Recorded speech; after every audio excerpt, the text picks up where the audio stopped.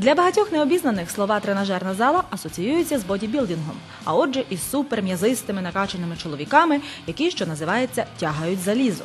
Іноді так воно і є. Всі тренажери, які ви тут бачите в цьому залі, це старого випуску, але вони наскільки надійні, що вже працюють багато років і не потребують практично ніякого ремонту. Десь колись щось підварити, підпаяти і все. А ці всі нові, що завозять у нові фітнес-клуби, які відкриваються, вони не витримують даних навантажень, вони переважно для жінок і для дітей. А ті, хто хоче дійсно тягати желізо, я би радив приходити сюди. Кузня м'язів повністю відповідає назві. Тут немає гламурних картинок і зайвого антуражу. Все просто, міцно і по суті. Але коли бачиш, з якою легкістю піддається залізо сильним рукам, мимоволі захоплюєшся.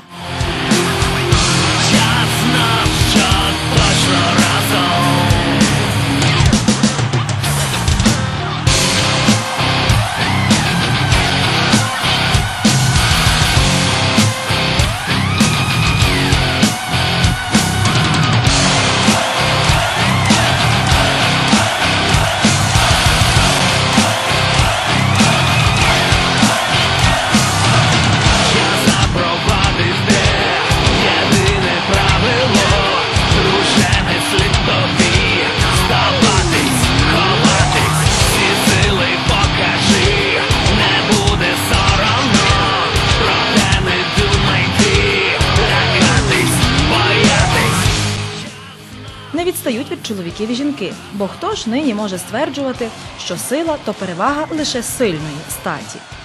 Тренажерна зала «Кузен» – це не тільки тренажери, але й заняття фітнесом, масажний кабінет. Може, саме тому тут можна побачити більше жінок. Та й види тренажерів відповідають різним потребам. Це олбітрек для дівчат, для хто хоче мати красиві ножки і ручки.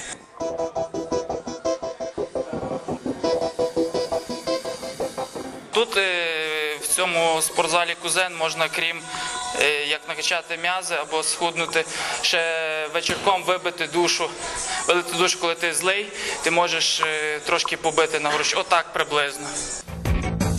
Давай, не можна стояти навколо прямити. І справді, поміж вечірнім перегляданням телепрограм, лежачи на дивані, та заняттям в спортзалі, чимало людей обирають друге. Щоб виглядати, бути у формі. Гарний настрій дає, здоров'я, бадьорість. Вставай, мила моя, вставай, мила моя, вставай, мила моя, вставай.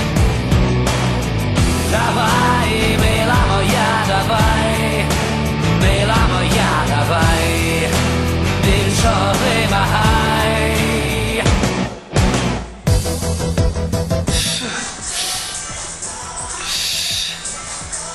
Отак 3 рази на тиждень.